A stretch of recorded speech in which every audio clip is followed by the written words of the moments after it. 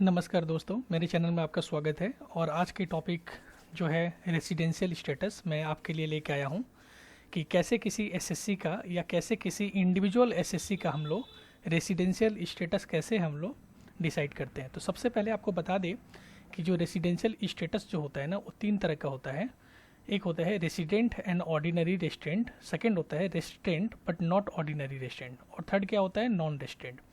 मतलब ये इंडिविजुअल के केसेस में, मतलब ये किसका हम लोग रेसिडेंशियल स्टेटस कैलकुलेशन कर रहे हैं, ये हम लोग रेसिडेंशियल स्टेटस किसका कैलकुलेशन कर रहे हैं, इंडिविजुअल का। हम लोग कंपनी या पार्टनरशिप फर्म का हम लोग नहीं कैलकुलेट कर रहे हैं, ठीक है ना।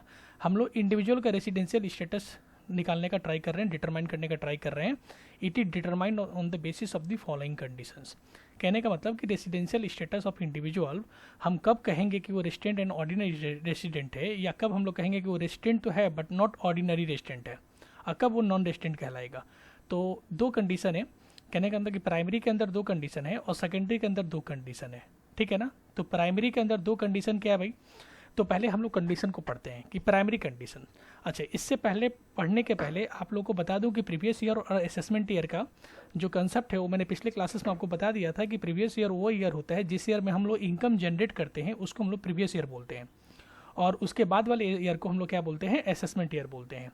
तो यहाँ प्राइमरी कंडीशन में 2 कंडीशन दिया है। क्या 2 कंडीशन दिया है, देखिए 2 कंडीशन क्या है। फर्स्ट कंडीशन है प्राइमरी कंडीशन के अंदर कि जो हमारा इंडिविजुअल, जो हमारा एसएससी है, he stay in India for 182 days और more during the previous year. अगर वो प्रीवियस ईयर में, मान लीजिए कि अगर हम 21-22 2021 असेसमेंट ईयर का बात करें, तो हमारे लिए प्रीवियस ईयर क्या हो जाएगा, 2021 हमारा प्रीवियस ईयर हो जाएगा, मतलब 20-21 हमारा प्रीवियस ईयर हो जाएगा। तो 20-21 ईयर में अगर कोई एसएससी 182 दिन, कहने का मतलब कि 182 डेज या 182 डेज से ज़्यादा अगर वो इंडिया में रहता है, प्राइमरी कंडीशन में पहला कंडीशन मैंने क्या बताया कि अगर हमारा असेसमेंट ईयर 21-22 है 2021, मतलब कहने का मतलब कि 21-22 है, इसका मतलब हमारा प्रीवियस ईयर क्या हो गया, हमारा प्रीवियस ईयर हो गया 2021 20-21। तो अगर हमारा कोई एसएससी, पहला कंडीशन क्या फुलफिल करना पड़ेगा कि प्रीवियस ईयर 20-21 में उसको 182 डेज या उससे ज़्यादा रहना पड़ेगा। और सेकेंडरी कंडीशन क्या है कि he stay in India for at least 60 days during the previous year. मतलब प्रीवियस ईयर में उसको कितना दिन रहना पड़ेगा, कम से कम 60 डेज, 60 दिन उसको प्रीवियस ईयर में रहना पड़ेगा। मतलब 20-21 फाइनेंशियल ईयर में उसको कम से कम 60 डेज रहना पड़ेगा। एंड फॉर 365 डेज और मोर, या तो 365 दिन या तो 365 दिन से ज़्यादा, during the last 4 preceding the relevant previous year. इसका मतलब क्या हुआ, मैंने आपको क्या बताया कि हमारा अगर प्रीवियस ईयर 20-21 2021 है, तो उसके पिछला ईयर कौन सा कहलाएगा भाई। अब एक बार आप जरा मेरे को बता दीजिए कि रिलेवेंट प्रीवियस ईयर का बात कौन सा कर रहे हैं।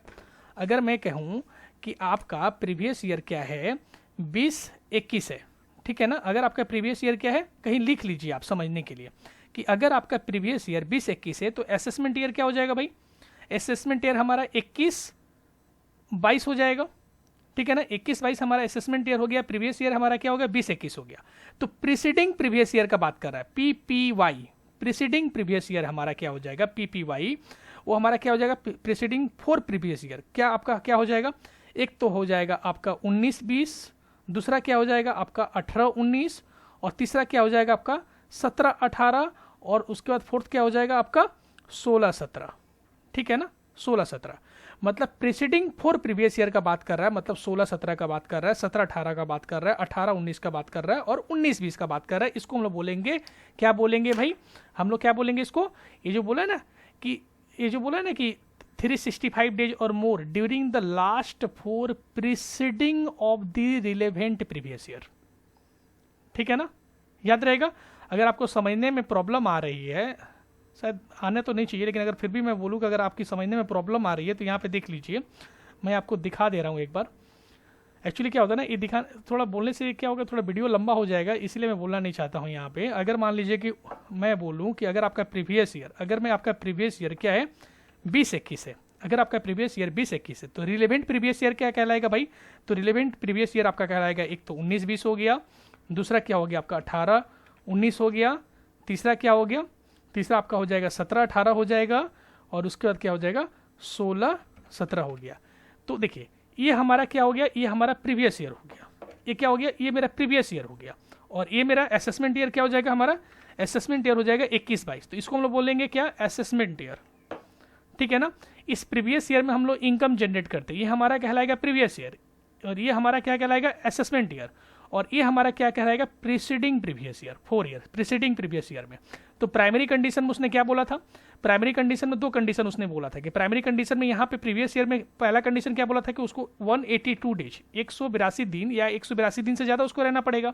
और सेकंड कंडीशन प्राइमरी में ही सेकंड कंडीशन क्या बोला था कि या तो प्रीवियस ईयर में, देखो पहला कंडीशन 182 डेज रहना पड़ेगा, दूसरा क्या बोला था कि या तो प्रीवियस ईयर में वो 60 डेज रह ले, 60 दिन या 60 दिन से ज़्यादा रह ले, 60 डेज या 60 डेज से मोर, और प्रीसीडिंग प्रीवियस ईयर, इन चारों को मिला के, प्रीसीडिंग प्रीवियस ईयर में इन चारों को मिला के कितना बोला है, इन चारों को मिला के कितना बोला, 365 डेज रह ले।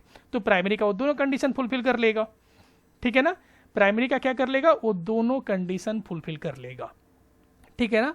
अगर मेरा कोई एसएससी प्रीवियस ईयर में 182 डेज और सेकंड कंडीशन क्या बोला है कि प्रीवियस ईयर में 60 डेज, या तो प्रीसीडिंग प्रीवियस ईयर में प्रीसीडिंग 4 प्रीवियस ईयर में 365 डेज रह लेता है, तो प्राइमरी का दोनों कंडीशन फुलफिल कर लेगा।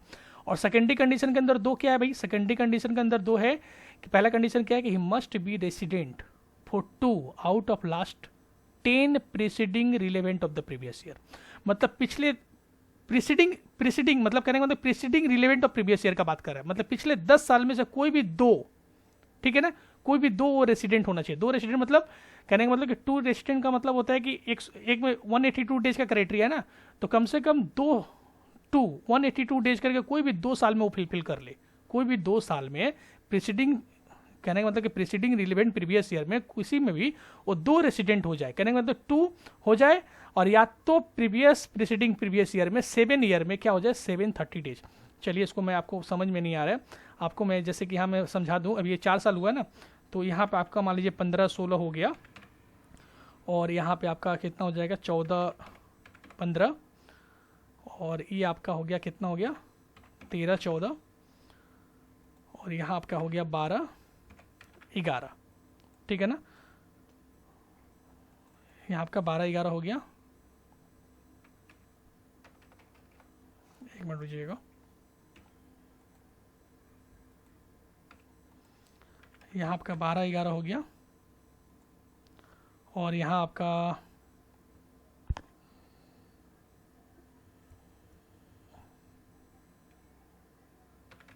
11-12 हो गया, और आपका यहाँ पे क्या हो जाएगा, 11-12, और यहाँ पे आपका हो जाएगा आपका 10-11, ठीक है ना। अच्छा 1 मिनट रुकिएगा,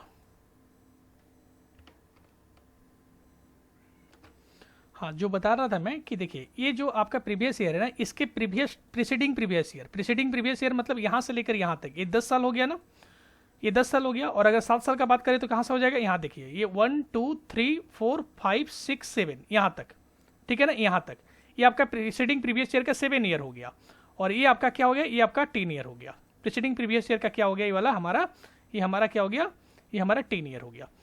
तो या तो क्या करना पड़ेगा, देखिए यहाँ पर सेकेंडरी कंडीशन में अब मैं आपको बताऊं, ये समझ गए आप, प्रीवियस ये जो प्रीसीडिंग प्रीवियस ईयर का ये 7 ईयर, और ये प्रीसीडिंग प्रीवियस ईयर का क्या हो गया, प्रीसीडिंग प्रीवियस ईयर का ये 10 ईयर।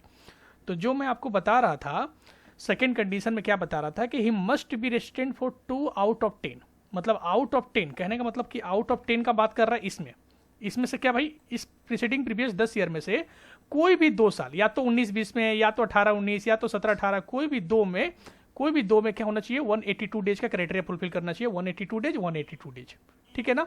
और या तो सेकेंडरी कंडीशन क्या बोला कि he stay in India at least 730 days, कम से कम 730 डेज क्या करना पड़ेगा उसको, 7 year immediately preceding relevant of the previous year. मतलब कहने का मतलब कि यहाँ पे प्रीवियस ईयर को छोड़कर प्रीसीडिंग प्रीवियस ईयर में या तो इस सबको मिला के, मतलब 19-20 से अगर बात करूं, 19-20 से लेकर 13-14 का अगर बात करूं, ये पिछले 7 साल में कम से कम 730 डेज अगर वो रह लेता है तो सेकेंडरी का कंडीशन का दोनों कंडीशन फुलफिल कर लेता है, ठीक है ना।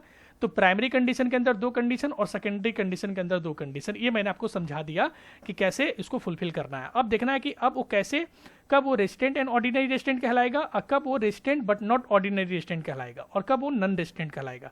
तो पहला कंडीशन में पढ़ूं, कि कब उसको हम लोग रेसिडेंट एंड ऑर्डिनरी रेसिडेंट कहेंगे। पहला कंडीशन क्या है, देखो पहला कंडीशन यहाँ पे लिखा है, देखिए कहता है कि एन इंडिविजुअल, कोई भी इंडिविजुअल सेटिस्फाई एनी वन और मोर बेसिक कंडीशंस। कहने का मतलब कि जो प्राइमरी में जो दो कंडीशन दिए हैं इसमें से कोई भी या तो एक या तो दोनों। देखो मैं ये नहीं बोल रहा हूं कि आप दोनों फुलफिल कर लीजिए, मिनिमम एक, मैक्सिमम टू। मतलब अगर आप दो फिलअप कर लिए तो अच्छी बात है, ठीक है ना, लेकिन मिनिमम एक आपको फुलफिल करना पड़ेगा और सेकेंडरी का दोनों कंडीशन आपको फुलफिल करना पड़ेगा। मतलब प्राइमरी कंडीशन में से या तो कोई आप एक फिलअप कर लीजिए या एक से ज्यादा फिलअप कीजिए तो बहुत बढ़िया है, लेकिन मिनिमम एक। और सेकेंडरी का अगर आप दोनों कंडीशन फुलफिल कर लेते हैं तो आप कहलाएंगे resident and ordinary resident. Clear? Primary का कोई एक या तो दोनों, लेकिन सेकेंडरी का दोनों फुलफिल करना पड़ेगा, तो आप कहलाएंगे क्या, रेसिडेंट एंड ऑर्डिनरी रेसिडेंट। वही यहां पे लिखा हुआ है कि an individual satisfy any one और more of the basic conditions and all the secondary condition. Secondary condition भाई दोनों फुलफिल करना पड़ेगा, will be considered to be a resident and ordinary resident. आप रेसिडेंट एंड ऑर्डिनरी रेसिडेंट कहलाएंगे, ठीक है। अब आते हैं कि भाई वो resident but not ordinary resident कब कहलाएगा, तो क्या कहता है, देखिए सेकंड पढ़िए। However an individual satisfy any one और मोर बेसिक कंडीशन, फिर से वही बोला कि बेसिक कंडीशन में कोई एक या एक से ज्यादा, ठीक है ना, दो कर लिए तो बढ़िया, लेकिन मिनिमम वन तो आपको बेसिक कंडीशन का फुलफिल करना ही है, जैसे पिछले में बताया था, तो एक तो फुलफिल करना ही है। सेकेंडरी कंडीशन में बोल रहा है कि या तो आप कोई एक या तो कोई भी फिलअप मत कीजिए, सेकेंडरी कंडीशन फुलफिल करने की जरूरत ही नहीं है, ठीक है ना, सेकेंडरी कंडीशन फुलफिल करने की जरूरत ही नहीं है। सेकंड में क्या बोला कि इंडिविजुअल सेटिस्फाई एनी वन और मोर बेसिक कंडीशन, बेसिक कंडीशन का कोई एक या दोनों, बट ओनली वन और none of the secondary condition, या तो एक या तो जरूरत ही नहीं है सेकेंडरी कंडीशन फुलफिल करने की। सेकेंडरी कंडीशन को काट दो भाई, सीधा सा बात है, काट दीजिए दोनों कंडीशन को, या तो एक फिलअप कीजिए या तो दोनों मत फिलअप कीजिए, तो आप क्या कहलाएंगे, रेसिडेंट कहलाएंगे बट नॉट ऑर्डिनरी रेसिडेंट कहलाएंगे। क्यों? क्योंकि ऐसा हो सकता है कि कोई इंसान है, राम बोल के एक व्यक्ति है जो बेसिक कंडीशन का तो कोई एक फिलअप किया या दोनों फिलअप किया और सेकेंडरी कंडीशन में से दोनों फिलअप नहीं किया, तो क्या कहलाएगा भाई, सेकेंडरी कंडीशन का दोनों ही फुलफिल नहीं किया तो वो कहलाएगा resident and but not ordinary resident. कोई श्याम बोल के व्यक्ति है, उसने बेसिक कंडीशन का कोई एक या दोनों फिलअप किया और सेकेंडरी का भी एक फिलअप किया, तो भी वो कहलाएगा रेसिडेंट बट ऑर्डिनरी, तब भी वो क्या कहलाएगा, resident but not ordinary resident.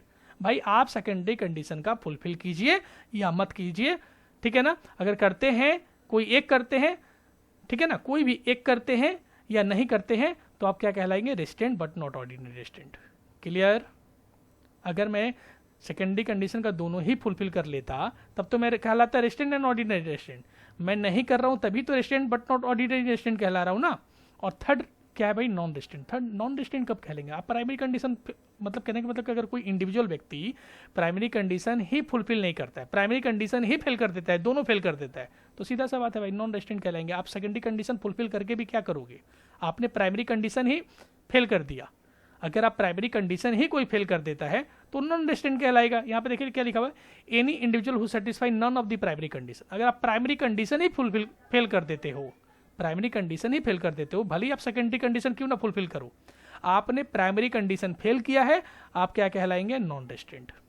ठीक है, तो इंडिविजुअल के केस में ऐसे हम लोग रेसिडेंशियल स्टेटस डिसाइड करते हैं, ठीक है ना। इंडिविजुअल केस में 3 तरह का रेसिडेंशियल स्टेटस होता है जो कि बहुत वेरी वेरी इंपॉर्टेंट होता है एग्जाम पर्पज के लिए, और आपको टैक्सेबल पर्पज के लिए भी ये तीनों वेरी वेरी इंपॉर्टेंट है, ठीक है ना। 2 एक्सेप्शन दिया हुआ है, ये 2 एक्सेप्शन आपको थोड़ा सा पढ़ लीजिएगा, ये दोनों एक्सेप्शन बहुत ईजी है, ठीक है। और अगर हिंदू अनडिवाइडेड फैमिली का बात करूं या कंपनी का बात करूं रेसिडेंशियल स्टेटस का, अभी तो मैं इंडिविजुअल का पढ़ रहा था, लेकिन अगर मैं हिंदू अनडिवाइडेड फैमिली का या कंपनी का अगर पढ़ूं तो कंपनी का बहुत सा सिंपल है। कंपनी का रेसिडेंशियल स्टेटस क्या कहता है भाई कि प्रीवियस ईयर में जो इसका इफेक्टिव मैनेजमेंट है ना, इफेक्टिव मैनेजमेंट का जो प्लेस है वो इंडिया में होना चाहिए। सीधा सा बात है भाई कि जो अगर कंपनी का हेड ऑफिस या कंपनी जहाँ से कंट्रोल हो रही है, अगर मतलब कंपनी का जो मेजर डिसीजन जो लिया जा रहा है, जो कंपनी को जो कंट्रोल किया जा रहा है, अगर वो इंडिया से किया जा रहा है, अगर उसका प्लेस ऑफ इफेक्टिव मैनेजमेंट अगर इंडिया है तो इंडियन कंपनी कहलाएगी। इसमें सोचने का सीधा सा बात है भाई कि कंपनी का हेड ऑफिस कहाँ पे है, कंपनी को कंट्रोल कहाँ से किया जा रहा है, इफेक्टिव मैनेजमेंट कहाँ से लिया जा रहा है, तो क्या कहलाएगी, इंडियन कंपनी कहलाएगी। अगर उसका मान लीजिए कि इफेक्टिव जो है मैनेजमेंट आउटसाइड ऑफ इंडिया से हो रहा है, उसका हेड ऑफिस आउटसाइड इंडिया है, तो फिर वो इंडियन कंपनी नहीं कहलाएगी, इंडिया के रेस्टोरेंट नहीं कहलाएगी, ठीक है ना। इसी तरह अगर हिंदू अनडिवाइडेड फैमिली की बात कर ले तो देखो, if the control of the management of affair of Hindu undivided family का सिचुएटेड होली और पार्टली इन इंडिया, कहने का मतलब कि अगर उसका कंट्रोल होली और पार्टली अगर इंडिया से हो रहा है तो इस साइड तो क्या कहलाएगा भाई, वो इंडियन रेस्टोरेंट कहलाएगी। लेकिन if the control and management of the affair of Hindu undivided family is situated wholly outside the India, मतलब पूरा का पूरा जो कंट्रोल है ना, पूरा का पूरा कंट्रोल अगर हिंदू अनडिवाइडेड फैमिली का इंडिया के बाहर से हो रहा है, देन उसको हम लोग क्या कहलाएंगे, नॉन रेजिडेंट कहलाएंगे। ठीक इसी तरह हमने कंपनी का भी देखा था कि अगर उसका कंट्रोल जो है होली आउट ऑफ इंडिया हो रहा है तो नॉन रेजिडेंट कहलाएगा, लेकिन अगर इंडिया से हो रहा है तो इंडियन रेजिडेंट कहलाएगा। तो रेसिडेंशियल स्टेटस जो है हिंदू अनडिवाइडेड फैमिली का और कंपनी का निकालना वेरी सिंपल है। जो थोड़ा सा है आपको यही पढ़ना पड़ेगा, इंडिविजुअल के केसेस में आपके प्राइमरी के 2 कंडीशन पढ़ने पड़ेंगे और सेकेंडरी के 2 कंडीशन पढ़ने पड़ेंगे। और ये जो मैंने 3 केस आपको समझा दिया, ये 3 केस वेरी इजी थे। प्राइमरी में तो इतना इजी था कुछ पूछिए ही मत। आप प्राइमरी में कहने का मतलब कि कोई भी एक या दोनों फिलअप कर लीजिए, या तो कोई एक या तो दोनों, और सेकेंडरी के लेकिन दोनों फुलफिल करने थे। तो आप रेजिडेंट एंड ऑर्डिनरी रेजिडेंट कहला रहे थे, और resident but not ordinary resident में कहा था कि आप प्राइमरी के कोई भी एक फिलअप कर लीजिए या तो दोनों फिलअप कीजिए, सेकेंडरी के आप फुलफिल किए नहीं किए कोई मतलब नहीं है, ठीक है ना। तो आप क्या कहलाएंगे, resident but not ordinary resident. और नॉन रेजिडेंट का पता है कि आप प्राइमरी कंडीशन ही फेल कर दीजिए तो आप नॉन रेजिडेंट कहलाएंगे। तो आज के क्लासेस में यही था दोस्तों। अगर वीडियो अच्छा लगा हो तो दोस्तों में जरूर शेयर कीजिएगा और लाइक कीजिएगा, ठीक है ना। लाइक करना मत भूलिएगा, और हो सके तो आप सब्सक्राइब भी कर लीजिए। और नेक्स्ट क्लासेस में मैं देखता हूँ डीटी के लिए कोई और कंसेप्ट में लेके आता हूँ डायरेक्ट के लिए, ठीक है ना। चलिए इस वीडियो को यहीं पे एंड करता हूँ। बहुत बहुत धन्यवाद आप लोगों का, थैंक यू।